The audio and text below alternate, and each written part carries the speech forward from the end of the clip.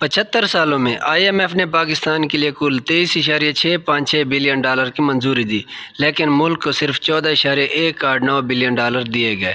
اس video میں ہم آپ کو بتائیں گے کہ پاکستان کے کس حکمران نے آئی ایم ایف سے کتنا قرضہ لیا اور کس حکمران نے سب سے زیادہ قرضہ لیا۔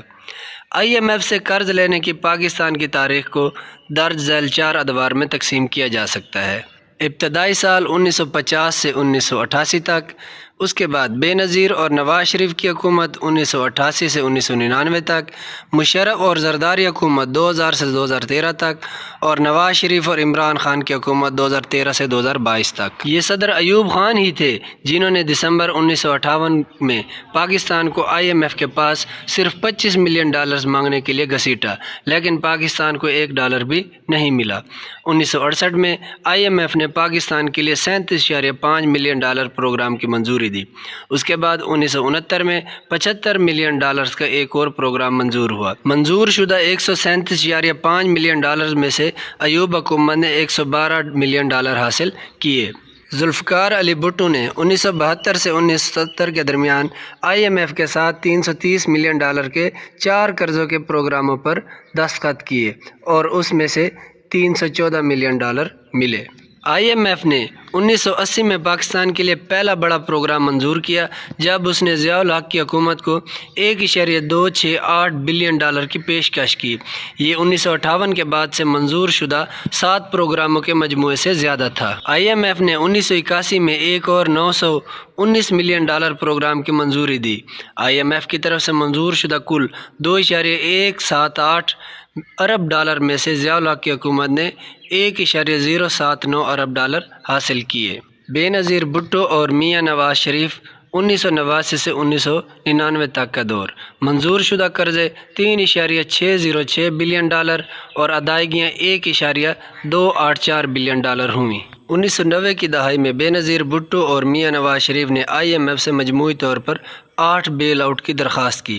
جیسے ہی بے نظیر بھٹو نے دسمبر 1988 میں پہلی بار وزارت عظمیٰ کا عہدہ سنبھالا تو انہوں نے آئی ایم ایف کے 2 پیکجوں کے لیے سائن اپ کیا، ایک 273 ملین ڈالر اور دوسرا 382 million dollar. I M F نے 1991 اور 1992 میں 122.4 ملین ڈالر اور 189.5 ملین ڈالر کی 2 ادائیگیاں کی۔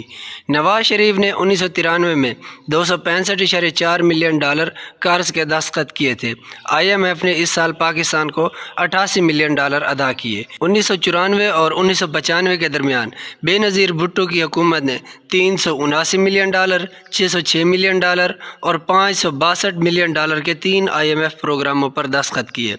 آئی ایم ایف نے نومبر 1996 میں پی پی کی حکومت کے خاتمے سے پہلے 123 ملین ڈالر، 133 ملین ڈالر اور 107 ملین ڈالر منتقل کر دیے۔ اس کے بعد نواز شریف نے 1997 میں بالترتیب 682.4 ملین ڈالر اور 454.9 ملین ڈالر کے 2 قرضوں کے لیے بات چیت کی۔ آئی ایم ایف نے اکتوبر 1999 میں نواز شریف کی حکومت کے خاتمے سے قبل 250 ملین ڈالر کی رقم تقسیم کی تھی۔ اس دہائی کے دوران بے نظیر بھٹو نے 2.2 بلین ڈالر کے 5 پروگراموں پر بات چیت کی اور 676.26 ملین ڈالر حاصل کیے۔ نواز شریف نے 1.4 بلین ڈالر کے 3 آئی ایم ایف پروگراموں کے لیے دستخط کیے، لیکن پاکستان کو 608 ملین ڈالر ملے۔ سیاسی عدم استحکام نے حکومتوں کو آئی ایم ایف کی طرف سے عائد کی گئی اصلاحات کو لاگو کرنے کی اجازت نہیں دی۔ قرض کے بعد قرض کی منظوری دینے کے لیے کافی فراخ دلی تھی، کیونکہ عام طور پر آئی ایم ایف سخت شرائط ماننے پر قرض دیتا ہے۔ تاہم اس عمل نے آئی ایم ایف کو ملک میں برا نام دیا، کیونکہ یہ زیادہ ٹیرف اور بڑے ہوئے ٹیکس کا مترادف بن گیا۔ آصف علی زرداری اور پرویز مشرف دور، سن 2000 سے 2013 تک، منظور شدہ قرضے 8.734 بلین ڈالر، ادائیگیاں 5.2 بلین ڈالر۔ پرویز مشرف حکومت نے اپنے 9 سالوں میں زیادہ تر عرصے میں سول اور ملٹری امداد کی شکل میں غیر ملکی کرنسی یعنی ڈالر سے کام چلایا، لیکن اسے پہلے 2 سالوں میں آئی ایم ایف کے 2 قرضے ملے۔ آئی ایم ایف کے اعداد و شمار سے پتہ چلتا ہے کہ سن 2000 اور 2001 میں پاکستان کو مجموعی طور پر 520 ملین ڈالر دیے گئے تھے۔ پہلے پروگرام کے تحت $465 ملین قرض کی منظوری دی گئی، لیکن پاکستان کو $150 ملین دیے گئے۔ دوسرے پروگرام کے تحت $1.033 بلین کی سہولت تھی، جو کہ $315 ملین کی شکل میں پاکستان کو ملی۔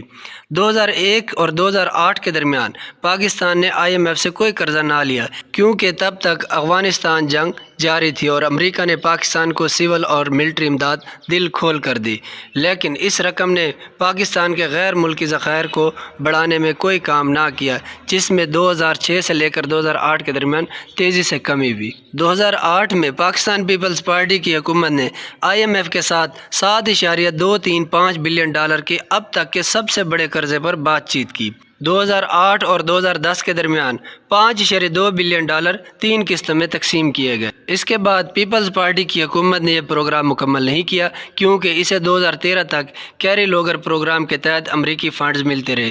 انتخابات قریب آنے پر پارٹی کے لیے IMF کی طرف سے مانگی گئی سخت اصلاحات کو نافذ کرنا آسان نہیں تھا۔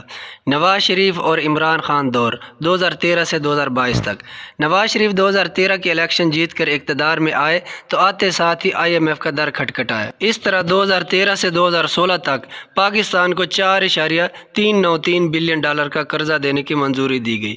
اس بار پاکستان کو $4.393 بلین کی ساری رقم ملی اور حکومت اپنا اقتدار آرام سے پورا کرتی رہی، اور اس عرصے میں خاص طور پر الیکشن سے قبل دل کھول کر نئی بھرتیاں کی گئی۔ عمران خان 2018 میں الیکشن جیت کر حکومت میں آئے تو انہوں نے IMF کے پاس نہ جانے کا اعلان کیا اور اپنے دوست ممالک سعودی عرب، ترکی اور چین کی مدد لی، لیکن 1 سال بعد IMF کے پاس جانا پڑا، جس کے لیے اسد عمر کو وزارت خزانہ کے قلمدان سے ہٹایا گیا اور IMF کی سخت شرائط کے تحت اسٹیٹ بینک کو خود مختاری دی گئی اور رضا باقر کو اس کا گورنر بنایا گیا۔ IMF نے 2019 میں 3 سال کے لیے $4.268 بلین کی منظوری دی، لیکن پاکستان کو صرف $1.044 بلین ملے۔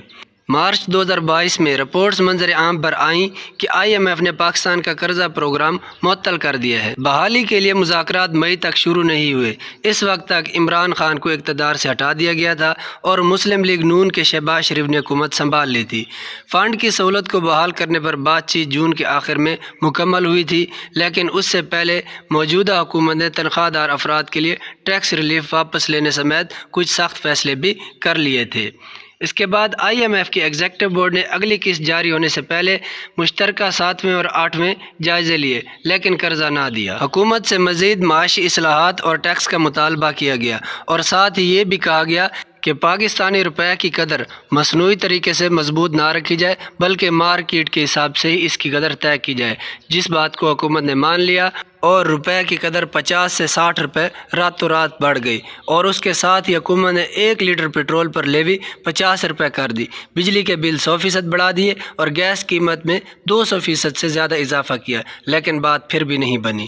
اس سال 2023 کے مالی بجٹ سے بھی IMF خوش نہیں تھا، اس لیے حکومت نے IMF کی خوشنودی کے لیے 215 ارب روپے کے ٹیکس لگانے کا اعلان کیا، جس کے بعد IMF کی طرف سے قرض دینے پر رضامندی کا اظہار کیا گیا ہے اور 2023 میں $3 بلین ملنے کے امکانات ہیں۔ سوال یہ ہے کہ کیا کبھی ہم اپنے پاؤں پر بھی کھڑے ہوں گے یا کشکول لیے پھرتے ہی رہیں گے؟ اگر یہ سلسلہ ایسے ہی چلتا رہا اور پیٹرن کے ساتھ چل رہا ہے تو حکمران بدلنے سے بھی ہماری قسمت پر کوئی فرق نہیں پڑا۔ اس ویڈیو میں دیا گیا ڈیٹا 100% اتھینٹک ہے اور یہ سما انگلش، ڈان اور IMF کی ویب سائٹ سے لیا گیا، جن کے لنکس بھی آپ کو ڈسکرپشن میں مل جائیں گے۔